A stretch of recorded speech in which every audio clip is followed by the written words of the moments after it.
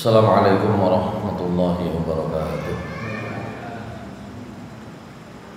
Innal hamdalillah nahmaduhu wa nasta'inuhu wa nastaghfiruh wa na'udzu billahi min shururi anfusina wa sayyiati a'malina. Man yahdihillahu fala mudilla lahu wa man yudlilhu fala hadiya lahu. أشهد أن لا إله إلا الله وحده لا شريك له وأشهد أن محمدا عبده ورسوله أشهد أن لا إله إلا الله وحده لا شريك له وأشهد أن محمدا عبده ورسوله لا نبي بعده. اللهم صل وسلم وبارك على نبينا محمد وعلى آله وصحبه ومن والاه. رب اشرح لي صدري ويسر لي أمري واحلل عقدة من لساني يفقهوا قولي. Rabbi zidni ilma warzuqni fahma birahmatika ya arhamar rahimin. Hadirin jamaah salat maghrib di Masjid Al-Ikhlas yang dimuliakan Allah Subhanahu wa taala. Terakhir pembahasan kita itu tentang hukumnya pernikahan antara orang yang muhsan niku yang baik-baik. Jadi dua istilah ya. Maaf, satu istilah tapi dua penggunaan. Muhsan kadang disebut untuk menunjukkan kondisi orang sudah berkeluarga, bersuami. Kalau ada perempuan disebut muhsanat, itu orang yang bersuami, atau muhsan itu orang yang baik-baik. Muhsanat itu orang yang bersih, baik-baik ya.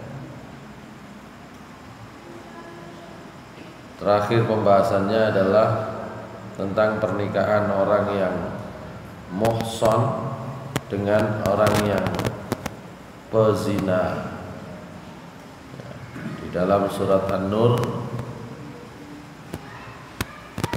disebutkan A'udzubillahi minasyaitonir rajim, az-zaniyatu la yankihuha illa zanin aw musyrik. Sebaliknya juga begitu. Az-zani ya la yankihu illa zaniyatan aw musyrikah. Itu terakhir.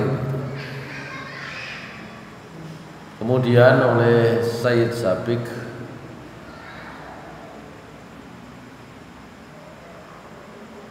ada pembahasan tentang khusus tentang perzinahan dan perkawinan.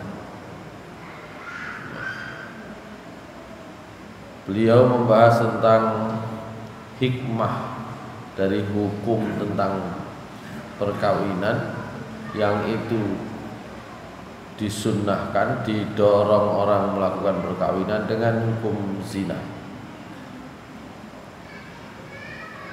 Az-zina waz-zawaj, zina dan perkawinan. Wa thimata farqun kabirun baina az-zawaji wal amaliyati at-tanasuliyah.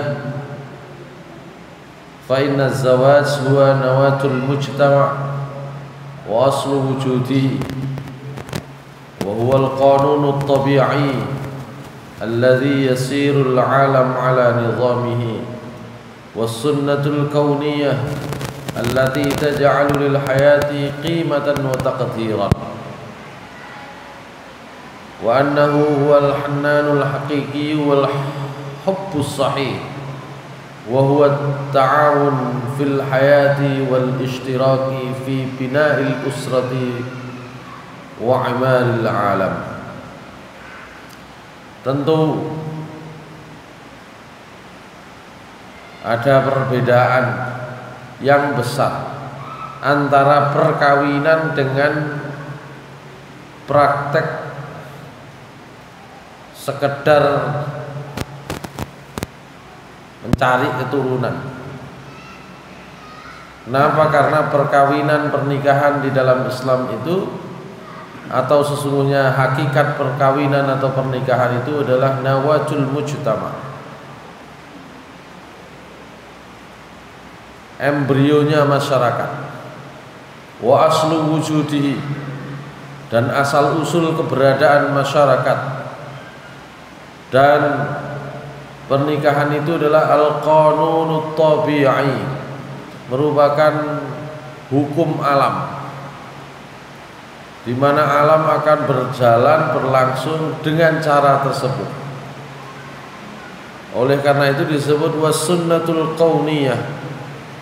Pernikahan itu masuk kategori tadi itu sunnatullah atau hukum alam, yang kemudian menjadikan kehidupan itu memiliki arti dan memiliki nilai. Jadi kalau mau menumbuhkan perasaan saling mencintai dan saling menghargai, menumbuhkan perasaan cinta dan penuh persaudaraan yang benar, maka itulah dengan pernikahan. Oleh karena itu dia merupakan bentuk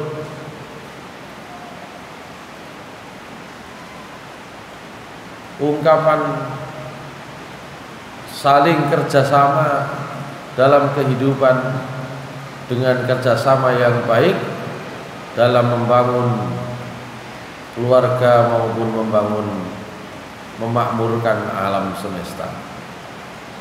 Apa artinya? Kalau dibuat logika atau mafhum mukhalafahnya, selain dengan perkawinan atau pernikahan, maka keturunan-keturunan orang-orang yang akan lahir dari sebuah hubungan tanpa perkawinan itu tidak akan melahirkan masyarakat yang bernilai. Jadi kalau sekedar keturunan gampang, saat ini niku gampang. Umpama Pak Bobi dijukuk rambutnya situ oleh pakar DNA, ya, dimasukkan laboratorium, dimasukkan mesin tabung, jadi Mas Bobi yang lain. Cloning, dimakan cloning niku enten alasane. Apa pentingnya cloning sampean? Itu kan ngono kan. Artinya kalau sekedar mau menciptakan, mencetak ya manusia, bahkan tanpa perkawinan, yang tanpa zina sekalipun, sak mangkin niku pun saged, bisa sekarang. Teknologi sekarang itu sudah bisa. Ilmu cloning niku padha ambek ilmu stek. Iya. Ya, saya ngomong begini karena memperhatikan perkembangan teknologi rekayasa genetika itu. Oh, ternyata sakjane dimulai dari rekayasa pengembangbiakan pohon. Ya, kalau biyen kan ngono. Ya sebenarnya bukan hanya setek sejak awal ya. Pohon-pohon yang tinggal dipotong kemudian ditancapkan kemudian tumbuh seperti singkong yang ada lagunya itu ya. Ya. Tongkat dan kayu jadi tanaman. Ya itu sebenarnya adalah dasar dari pengembangan ilmu DNA saat ini. teknologi rekayasa genetika saat ini. Bahkan orang sekarang itu tadi diambil satu bagian tubuhnya, disimpan, diambil DNA-nya, kemudian ya, dimasukkan laboratorium, sudah jadi. Jadi kalau mau menciptakan sekedar apa namanya, individu-individu baru dalam masyarakat, mudah orang sekarang ini. Teknologi sekarang mudah, tapi pasti itu tidak akan membentuk masyarakat yang baik. Itu akan mengganggu hukum alam. Allah Subhanahu wa taala sudah menciptakan hukum alam ini dengan melebihkan satu dengan yang lainnya. Justru enten wajah yang berbeda-beda inilah kemudian hukum alam itu berlangsung sesuai dengan kehendak Allah Subhanahu wa taala. Mungkin enten sing mikir timbang ya nikah kemudian ketemu ya wong ploso rabi wong ketima, sing siji ireng, sing sijine ya ireng, sing sijine gak patih pinter, sing sijine ya padha teko nasibe ya ngono, sing sijine gak patih sugih, sing sijine uripe sara. Lah nek timbang begitu kemudian menikah melahirkan kesengsaraan baru, ya mendingan di cloning mawon. Golek wong sing pinter, sing ganteng, sing sugih, ya, sing cerdas, di cloning saja, biar ada orang cerdas baru dan gak perlu makan siang, makan bergizi gratis. Tapi itu pasti akan melahirkan justru kerusakan tatanan sunnatullah yang sudah dibuat oleh Allah Subhanahu wa taala. Apalagi kalau itu cuma sekedar dengan melakukan aktivitas apa namanya, amalan yang melanggar syariat agama berupa zina. Pasti ya, keluarganya juga tidak akan berlangsung dengan baik. Kalau satu unit keluarga itu disebut ya labinah ya asasiyah fil usrah, ya batu bata utama bagi pembangunan masyarakat, maka tentu saja itu harus dimulai dengan pernikahan yang baik dan dinyatakan sah di dalam agama. Oleh karena itu ghayatul islami min tahrimi nikahiz zina wal islam lam yurid lil muslim ayyulqa baina anyabiz zaniyah wala lil muslimah an taqa'a fi yadiz zani wa tahta ta'thiri ruhihi dari'ah. Oleh karena itu Islam tidak ingin orang muslim yang baik ya kemudian jatuh ke tangan orang-orang pezina, baik perempuan maupun laki-laki. Karena itu tentu saja akan mempengaruhi apa jenenge orang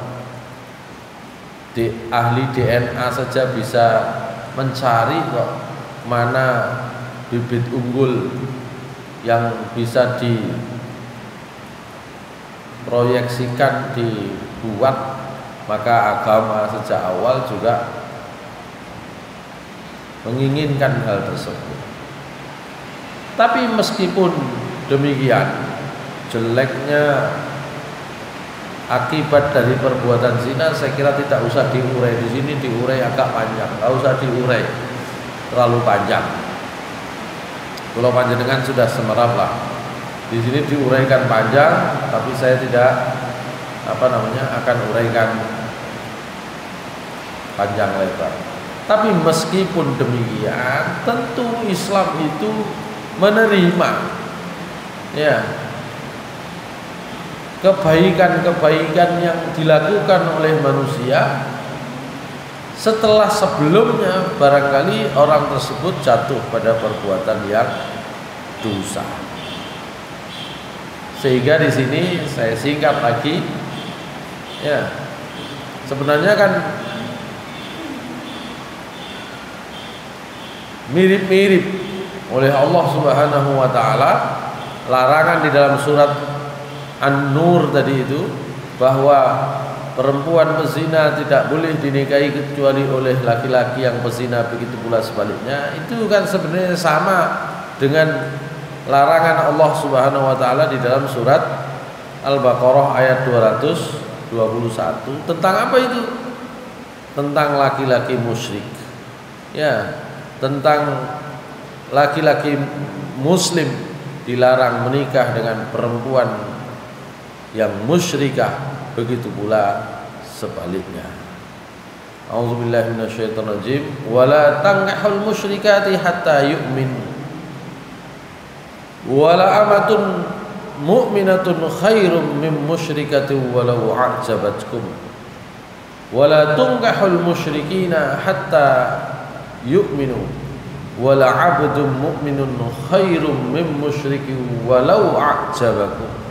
Ulaika yad'una ila an-nari wallahu yad'u ila al-jannati wal maghfirati bi idnihi wa yubayyinu ayatihi lin-nasi la'allahum yatadhakkarun. Kurang lebih sama. Ya, karena sebenarnya yang dibangun itu bukan hanya fisiknya, tapi juga jiwanya, betul. Karena dengan jiwa yang baik itulah nanti kehidupan yang baik itu akan punya prospek, punya harapan yang lebih baik. Tapi sekalipun demikian, maka di dalam Islam itu juga dibuka namanya pintu-pintu perbaikan. Nah, salah satunya adalah dengan taubat. Maka di bagian selanjutnya saya akan bahas itu at-taubatu tajubbu ma qablaha. Meskipun tadi itu ada larangan keras, ya, perempuan yang berzina menikah dengan laki-laki yang baik-baik atau sebaliknya. Meskipun ada larangan perempuan yang musyrikah dinikahi oleh laki-laki muslim yang taat, begitu pula sebaliknya. Tapi ada namanya pintu taubat, dan taubat itu nanti akan menutup ya histori riwayat sebelumnya. Fa in taba kullun minaz zani waz zaniyati taubatan nasuha bil istighfari wan nadami wal iqla'i anil dzambi wasta'nafa kullun minhuma hayatan nadhifatan mubarra'atan minal ithmi wa mutahharatan minad danasi fa innallaha yaqbalu taubatahuma. Nah, tapi jika orang itu yang sebelumnya punya status, punya predikat sebagai pezina, baik laki-laki maupun perempuan, itu mau bertaubat dengan taubatan nasuha, dengan banyak memohon ampun, dengan menyesali betul-betul, dengan berusaha menghilangkan, menggugurkan dosa-dosa yang pernah dilakukan, kemudian memulai hidup yang lebih bersih, yang bebas dari dosa. Maksudnya kalau sebelumnya dengan zina, hidup yang bersih tanpa melakukan itu, ya, mutahharatan minad danas, yang juga suci dari kotoran, maka Allah Subhanahu wa taala tentu akan menerima taubat keduanya, baik kalau itu pelakunya laki-laki maupun pelakunya adalah perempuan muslim atau muslimah. Oleh karena itu, wa yudkhiluhuma bi rahmatihi fi ibadihi shalihin, pasti Allah punya peluang, masih punya pintu untuk membuka rahmatnya kepada hamba-hambanya yang soleh. A'udzubillahi minasyaitonirrajim. Ini di dalam surat Al-Furqan, ya, yang biasa kadang-kadang kita baca ya di dalam sholat. Walladzina la yad'una ma'allahi ilahan akhara wa la yaqtuluna an-nafsa allati harramallahu illa bil haqqi wa la yaznun wa man yaf'al dhalika yalqa athama يضاعف له العذاب يوم القيامة ويخلد فيه مهانا إلا من تاب وآمن وعمل عملا صالحا فأولئك يبدل الله سيئاتهم حسنات وكان الله غفورا رحيما. Di antara ciri ibadur rahman, hamba-hamba Allah yang maha rahman, itu adalah orang-orang yang la yad'una ma'allahi ilahan akhar, orang yang tidak menyekutukan Allah, tidak memanggil bersama panggilannya kepada Allah Tuhan yang lain. Juga tidak wala yaqtuluna an-nafsa allati harramallahu illa bil haqq, juga tidak membunuh jiwa yang diharamkan oleh Allah Subhanahu wa taala untuk dibunuh kecuali dengan cara yang benar. Wala yaznun, dan juga orang yang tidak berzina. Karena apa? Wa may yaf'al dzalika yalqa athama, yang melakukan yang demikian itu dia akan mendapati dosa yang besar, dilipat gandakan baginya azab pada hari kiamat, dan akan kekal di dalam siksa tersebut dengan penuh kehinaan, kecuali orang-orang yang mau bertaubat, beriman kepada Allah, beramal soleh, maka pasti Allah akan menggantikan dosa-dosa mereka itu dengan kebaikan-kebaikan.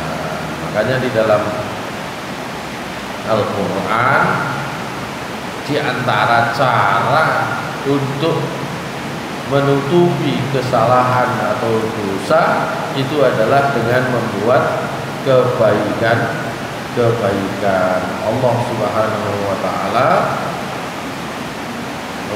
memberikan penegasan yang jelas di dalam surat Hud ayat 114.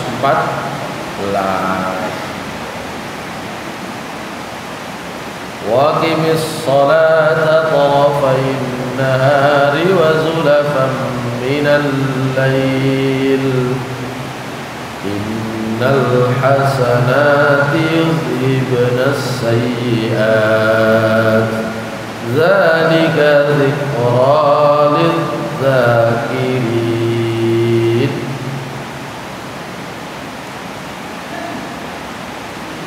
Kata Allah Subhanahu wa taala, wa aqimis sholata tarafayn nahar, tegakkanlah salat pada dua tepi siang. Dua tepi siang itu ya, yaitu subuh dan asar. Wa zulafan minal lail, ya, juga pada waktu malam hari, yakni maghrib dan isya. Ya, maghrib dan isya itu kata Rasulullah SAW, huma zulfatal lail. Ya, maghrib dan isya itu ya pada waktu malam, sholat pada waktu malam. Wa zulafam minal lail, kata Rasulullah SAW dalam sebuah riwayat disebutkan itu al-maghrib wal isya. Kemudian Allah Subhanahu wa taala mengatakan innal hasanat yudhibnas sayyi'at. Kata Ibnu Katsir dalam ayat ini jelas, inna fi'lal khairat yukaffir adz-dzunubas salifah. Pokoknya wis diakehi mawon berbuat kebaikan, maka itu akan dapat menutup dosa-dosa. Dalam bab ini pernah kita bahas tentang jenis-jenis sholat, sehingga dulu ada kategori namanya sholat taubat. Nah gitu ya, sholat taubat. Ya sebenarnya bukan sholatnya yang sholat taubat, tapi doa permohonan ampun setelah sholat itulah yang sebenarnya masuk kategori sholat itu dipakai untuk memohon ampun. Karena apa? Innal hasanat, kebaikan. Apa kebaikannya? Untuk sholat yudhibnas sayyi'at. Jadi dengan melakukan sholat, melakukan kebaikan, memohon ampun kepada Allah. Juga pernah kita bahas tentang qadha sholat juga demikian. Qadha sholat, bagaimana orang kalau sudah meninggalkan sholat dalam waktu yang lama? Wah, ada dua pendapat. Kalau dalam mazhab Syafi'i, sholatnya dikuwodok terus kuwabe, gitu ya. Piro setahun, nah, 2 tahun nggak sholat, 3 tahun nggak sholat, mari sholat asar, sholat maneh. Itu caranya mengkodok. Tapi kalau menurut Ibnu Taimiyah nggak perlu seperti itu. Ya cukup dengan mengerjakan sholat sunnah. Kalau sholat fardu itu kan ya sekali saja. Kalau sudah lewat ya sudah. Berarti yang diperbanyak apa? Sholat sunnah. Tapi intinya dua pendapat itu ingin menyatakan bahwa dosa yang sudah lampau, termasuk dosa itu meninggalkan sholat, ya ditutupi dengan memperbanyak sholat. Yang satu pendapatnya mazhab Syafi'i itu ditutup dengan sholat apa? Ya sholat kodok maneh, terus dikodok terus. Tapi Ibnu Taimiyah enggak begitu.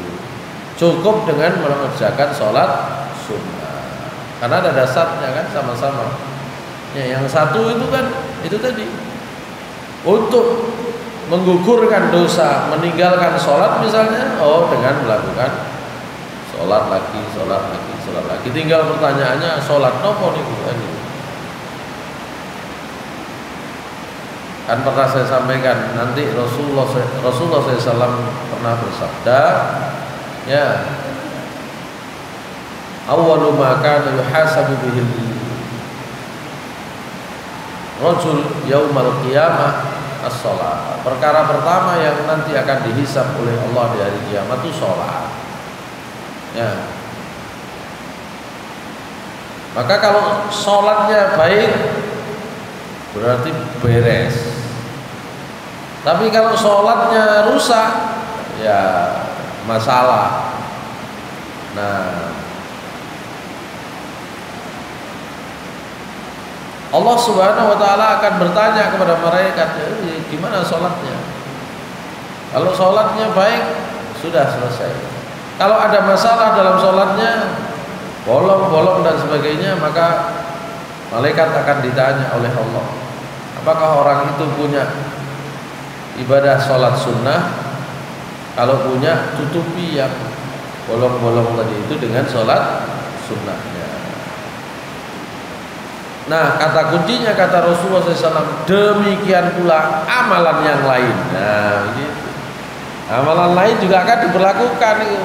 Mboten kok moro salate mari liyane beres, mboten ngoten. Niku bab salat. Bab salate mari ya sudah beres. Ganti bab berikutnya. Ya apa kewajiban selanjutnya zakat. Begitu. Harusnya begitu. Begitu seterusnya. Oh nek beres. Oke, nek gak beres duwe sedekah. Gitu. Saya kita takoni jak majelis kira-kira sampai niku termasuk yang punya kewajiban membayar zakat atau tidak? Derek semerap lah. Nek ngomong derek semerap iso-iso sakjane wajib tapi gak bayar. Ya apa cara disampean gitu? Maka Allah sudah punya dalam penyelesaiannya. Sedekah ana apa enggak? Ya, biyen kaya isih akeh sing bolong, biyen niku sakjane wis sanggup tapi gak bayar. Bayar wis kari-kari ki mang. Maka pintunya Allah, lihat sedekahnya ada ya kayak nutupi. Begitu caranya. Kalau panjenengan niku ilmu ninggal titik. Enggak. Ilmu melaksanakan kewajiban agama itu ninggal titik. Sedikit demi sedikit. Error wis liwat. Wah, biyen yo nopo niku. Pertanyaane kan ngoten. Allah sudah punya jalan keluar yang diberikan kepada kita. Karena itu ibadah-ibadah sunnah dalam hal apa saja itu penting. Ayo kita takoni, sampean kira-kira duwe kewajiban budal haji apa enggak? Nek biyen niku dereng ngerti, dereng daftar, bareng daftar wis wayahe umure kate entek baru daftar. Anggih biyen niku mboten kepikiran tuku motor, ganti maneh. Kewajiban dereng. Anggih sakniki pun rada semerap tapi ini sik kait daftar. Maka itu harus dengan yang sunnahnya, tutupi dengan sunnahnya. Dan begitu jalan keluar yang dibuatkan Allah itu begitu. Biar wong ini tahu punya kewajiban, sekarang tutupi dengan sunnah. Nah itu namanya innal hasanat yuzhibnas sayyi'at. Kebaikan-kebaikan itu enten jenisnya dewe-dewe mangke niku. Kula panjenengan kita semua itu kan punya banyak kewajiban dari Allah, ada pintunya sendiri-sendiri. Pintu puasa yang ngoten. Biyen akeh mokel, saat ini ditambahi akeh poso sunnah. Begitu seterusnya. Ya. Baik.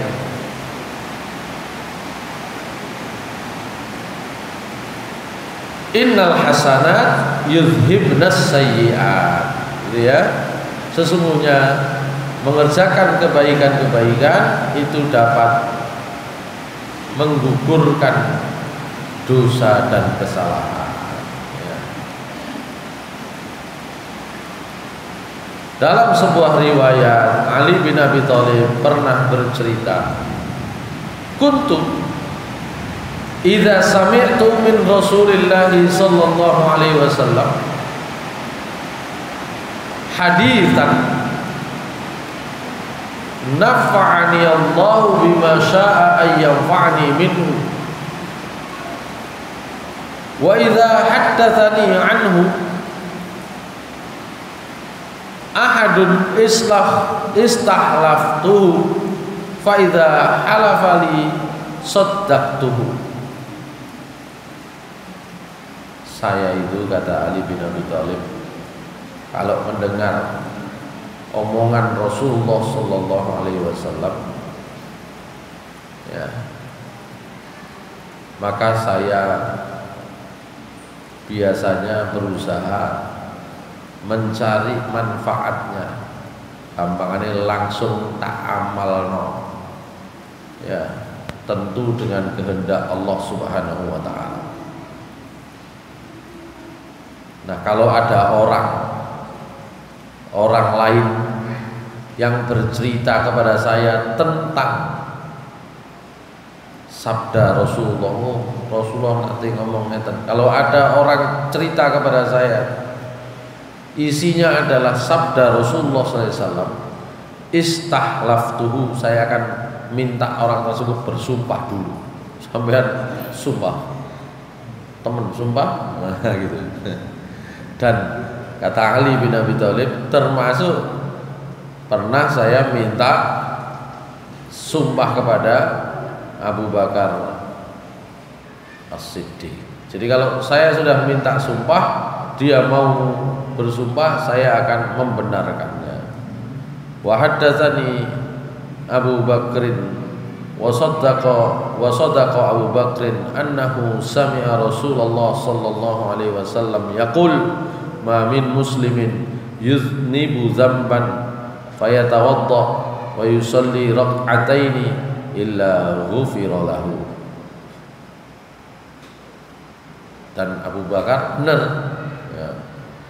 Kata Ali bin Abi Thalib, benar, Rasulullah SAW mengatakan tidak ada seorang muslim pun yang berbuat dosa ya, kemudian dia mau berwudu melaksanakan sholat 2 rakaat, kecuali Allah akan mengampuni dosanya, gitu ya.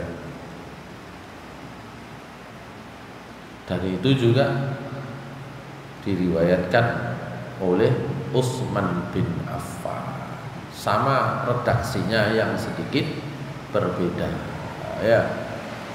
Jadi, itu diantara makna innal hasanat yuzhibnas sayyi'at, ya. Baik, saya lanjutkan tadi itu.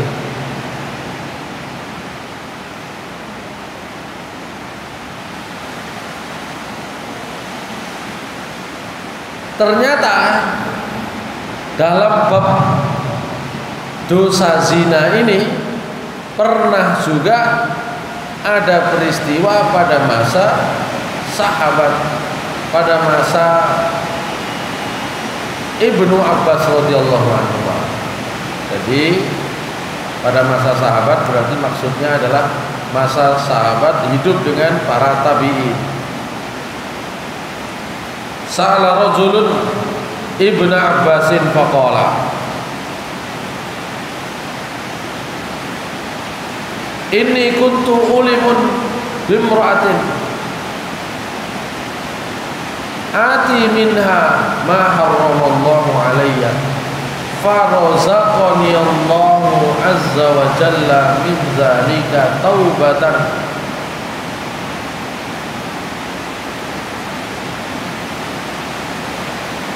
fa'aradtu an atazawwajaha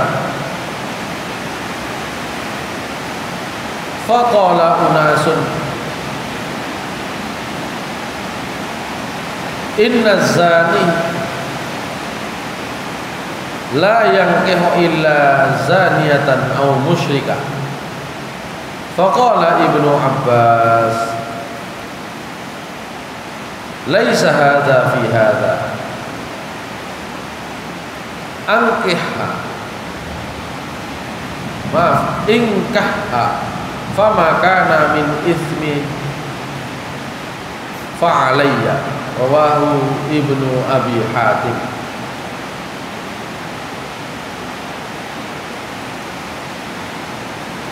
Ada seorang laki-laki mengadu kepada Ibnu Abbas,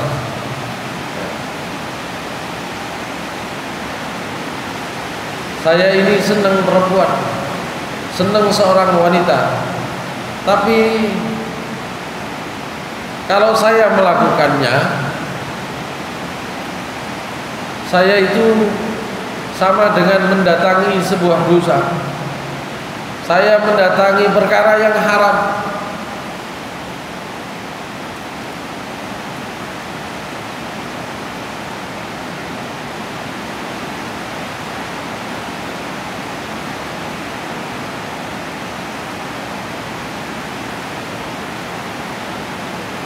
Maka Allah Subhanahu wa taala memberikan kepada saya itu rizki, yaitu saya diberi taubat. Ya. Fa'aradtu an atazawwajaha. Saya ingin menikahinya. Jadi orang ini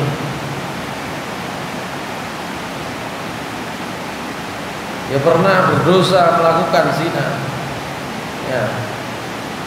Ingin menikahi seorang perempuan, cuma khawatir. Ya. Khawatir kan az-zaniyatu la yankihuha illa zanin aw musyrik. Tapi saya ini sesungguhnya sudah bertaubat. Saya bertaubat dan ingin menikahinya. Tapi orang-orang kemudian ternyata membicarakan, orang-orang ramai membahas, inna zani la yankihu illa zaniyatan aw musyrikah. Laki-laki yang pernah berzina itu enggak boleh menikah kecuali dengan perempuan yang juga berzina atau musyrikah. Maka Ibnu Abbas radhiyallahu anhu menjawab, laisa hadza fi hadza. Masalahmu iku gak cocok ambek dalilnya. Begitu. Dia sudah nikahi dia tidak apa-apa. Nek dosa kok aku sing nanggung, gampangane bahwa bukan Ibnu Abbas bisa nanggung dosa, tapi Ibnu Abbas memberi garansi kalau orang sudah bertaubat menikah dengan orang yang baik meskipun pernah berbuat dosa seperti zina, maka ayat az-zaniyatu la yankihu az-zani la yankihu illa zaniyatan aw musyrikah itu tidak berlaku lagi. Nah, begitu ya. Begitu. Jadi boleh asal betul-betul bertaubat.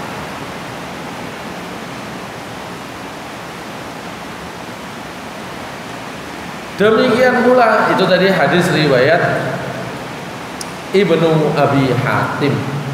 Begitu pula yang pernah ditanyakan kepada Abdullah bin Umar, di antara gampangane ahli fatwa di kalangan para sahabat selain Ibnu Abbas radhiyallahu anhu juga Abdullah bin Umar. Ya.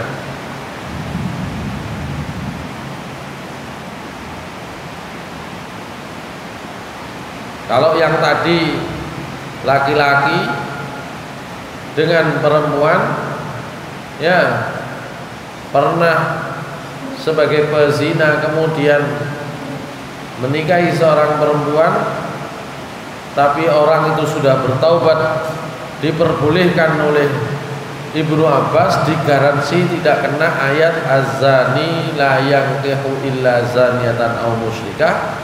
Ibnu Umar itu juga pernah ditanya tentang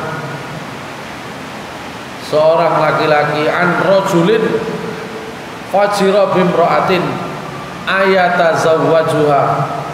Ada orang laki-laki pernah berzina dengan seorang perempuan, niku saged dikongkon menikah napa mboten? Boleh enggak menikah? Maka kata Ibnu Umar radhiyallahu anhu, intaba wa aslaha. Boleh, pokoknya kudu taubat karo dan kemudian mau memperbaiki. Wa ajaba bi mithli hadza Jabir ibnu Abdillah. Begitu pula sahabat yang lain Jabir bin Abdillah.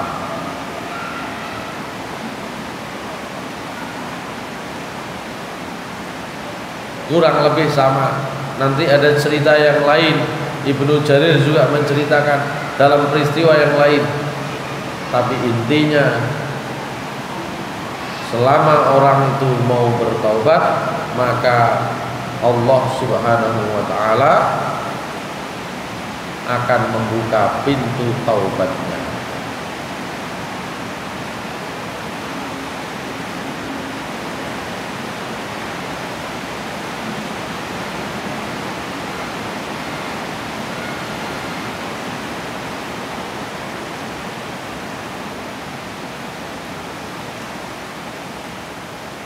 Ini ada cerita yang panjang juga sama, kurang lebih sama. Orang pernah melakukan perbuatan dosa zina, kemudian bertaubat, bahkan setelah bertaubat termasuk menjadi orang yang paling tekun ibadahnya, ya.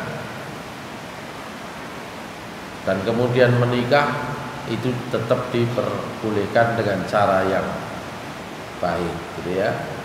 Tidak saya baca satu persatu. Ini tentang orang yang bertaubat, gitu ya. Nah, sekarang berikutnya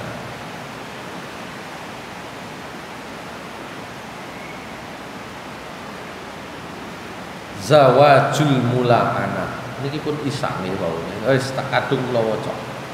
Zawajul mula'anah. Ini juga ada pernikahan yang diharamkan yang lain. Kalau tadi itu kan pernikahan yang diharamkan itu kan pernikahan orang yang berzina, orang baik-baik dengan orang yang berzina, itu diharamkan. Sekarang zawajul mula'anah, saya tambah satu dulu. Pernikahan orang yang saling meli'an. Nah, gitu. Li'an itu saling menuduh zina, gitu ya.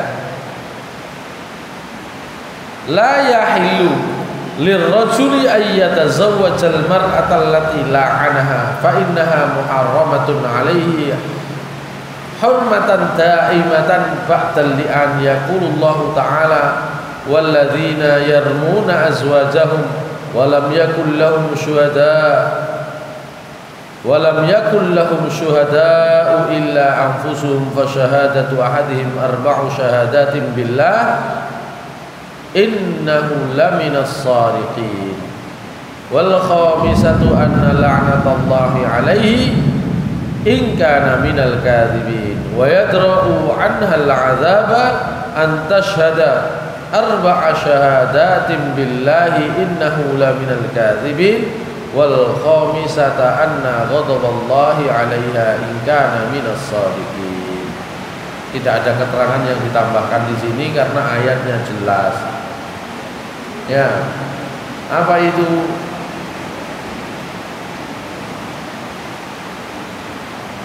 Suami-suami yang menuduh istrinya